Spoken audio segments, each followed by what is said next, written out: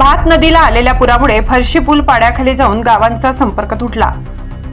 भात नदीला आलेल्या पुरामुळे फरशी पूल पाण्याखाली जाऊन गावांचा संपर्क तुटलाय। धुळे जिल्ह्यामध्ये 2 दिवसांपासून पावसाचा जोर कायम आहे आणि यामुळे नदी नाले ओसंडून वाहू लागले। धुळे तालुक्यातील भात नदीला देखील मोठ्या प्रमाणात पूर आल्यामुळे तालुक्यातील तिसगाव धंडाणे येथील फरशी पुलावरून मोठ्या प्रमाणात पाणी वाहू लागले। नदीला आलेल्या पुरामुळे हा फरशी पूल पूर्णतः पाण्याखाली गेल्यामुळे जवळपास 7 ते 8 गावांचा संपर्क देखील तुटलाय।